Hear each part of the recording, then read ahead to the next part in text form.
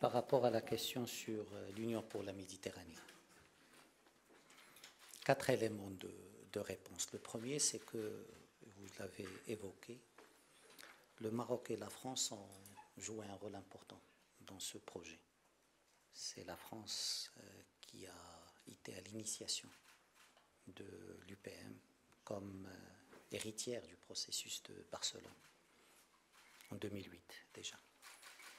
Et la France a également essayé de dynamiser ce processus par la suite.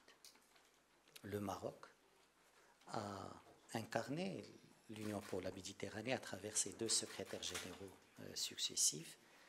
Et le Maroc aujourd'hui est le seul pays du Sud qui contribue financièrement au budget de l'Union pour la Méditerranée.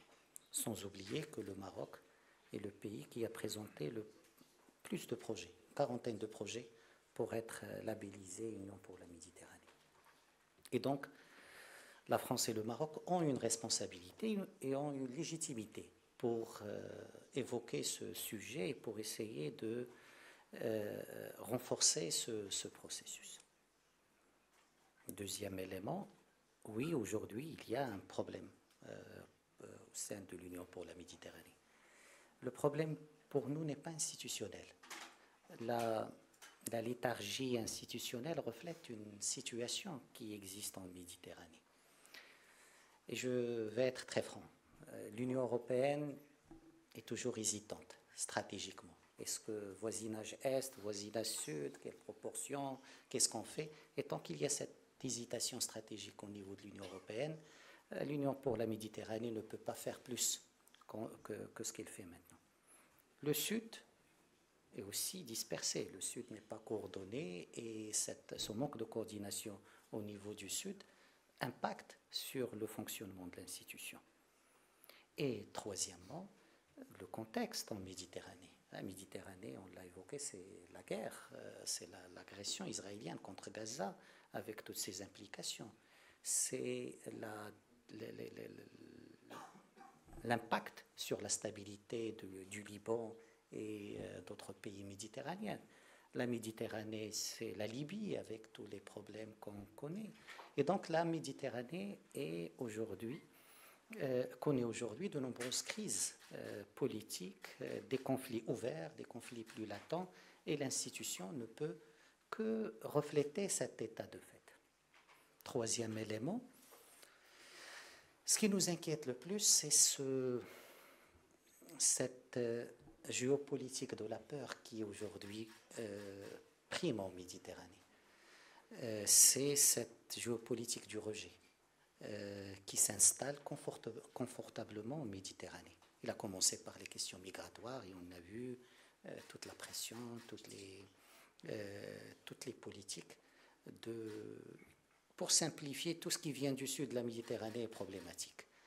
Et là, on le voit, ce qui est encore plus dangereux, c'est ces relents protectionnistes.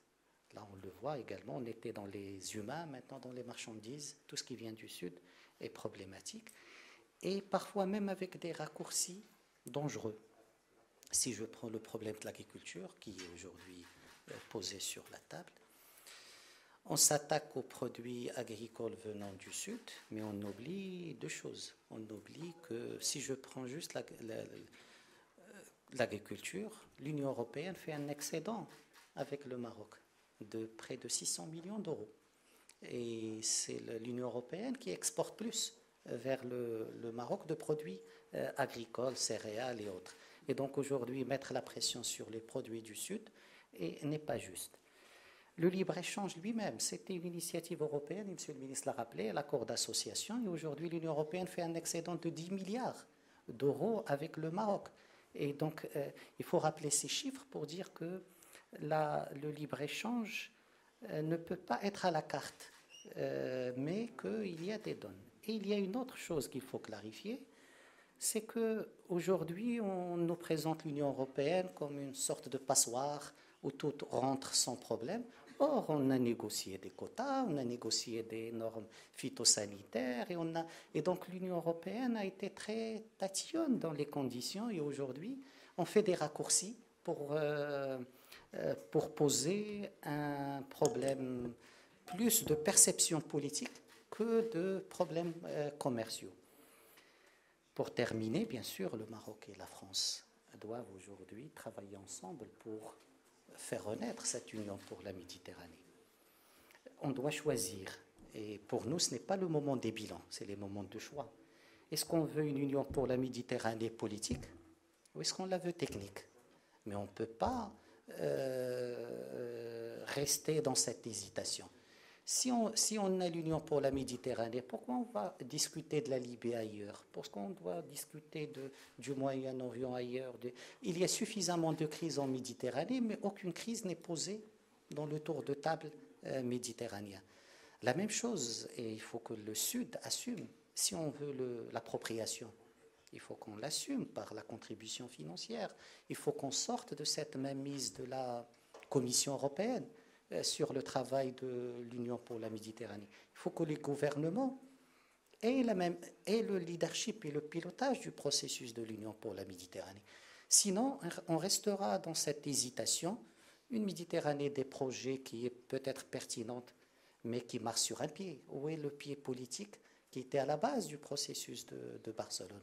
Ou on va rester dans une machine technique, déconnectée des réalités de la Méditerranée, une sorte de bulle institutionnelle qui traite de sujets qui n'ont rien à voir avec les enjeux réels de la Méditerranée.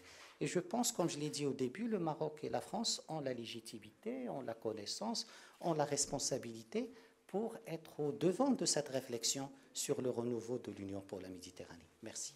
قبل ما تخرجوا ما تنسوش تابوناو في العشان يوتيوب وبارطاجيو الفيديو وديروا جيم وتابعوا الدار على مواقع التواصل الاجتماعي.